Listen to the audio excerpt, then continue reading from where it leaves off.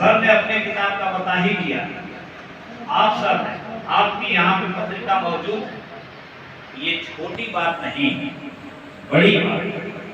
कभी हम लोगों के बीच से कोई लिखने वाला नहीं लिखा था, लेकिन लिखने में कितना परिश्रम करना पड़ता है। जब आप कुछ लिखने चलिए तो बात समझ में आएगी। तो इन सब सारी बातों को कहते अब हम आते हैं भारत में आंदोलन।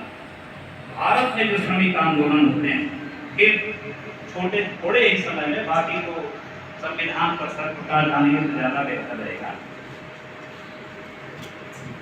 यहाँ पर जो व्यवस्थित श्रमिक आंदोलन की शुरुआत होती है, उसके लिए कई नामों में से एक बहुत महत्वपूर्ण नाम आता है एनएम लोखंडे साहब का। एनएम लोखंडे 1848 से 1897 तक इनका जीवन काल रहा है। ये ठाणे के रहने वाले थे और जिस विद्वान को मैं पढ़कर के बात कर रहा हूँ, उन्होंने लिखा है कि ये ज्योतिबा फूले की विचारधारा से प्रभावित है। इन्होंने एक संगठन बनाया। सबसे पहले मजदूरों को संगठन के रूप में संगठित करने वाले ये नेता थे। 1890 में एक संगठन बनाते हैं मजदूरों का, बॉम्बे मील हैंड्स एसोसिएशन। और एक बात और कर देनी चाहिए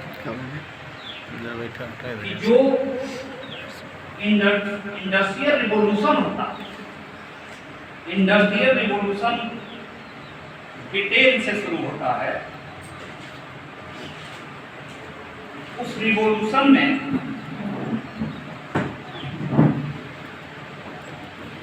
या 18वीं-19वीं शताब्दी के शुरुआत में पहले वैज्ञानिक विकास होते हैं, उसके परिणाम को तकनीकी विकास होते हैं।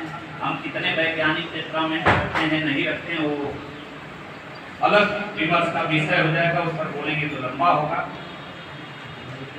एक किताब लिखा विद्वान का नाम है अर्नल्ड टायनबी। अर्नल्ड टायनबी ने lectures on the industrial revolution in England 1844, उसी किताब में औद्योगिक क्रांति का उन्होंने लिखा। और औद्योगिक क्रांति मूल रूप से होती है वस्त्र उद्योग से जुड़कर। वस्त्र उद्योग और जो हे मार्केट में कपास इत्यादि का होता था, मुझे लगता है कि उससे जुड़ा हुआ है। जब वस्त्रों को हाथ करघे के बजाय मशीनों के द्वारा बनाए जाने लगा तो थोड़ा कठिनाई का काम हो गया। वो मशीन बहुत तेज चलती है, मैंने देखा है। ये दिनेश मिल में मैं गुजरात में गया था तो हमारे भाई साहब वहाँ अधिकारी थे, उनके साथ हम देखने गए थे। उसमें भी वस्त्र उद्योग से संबंधित ही मामला रहा। इसके बाद एक कांग्रेस की भूमिका आती है। कांग्रेस की उस समय आज़ादी के लिए और राजनीतिक कार्यों के लिए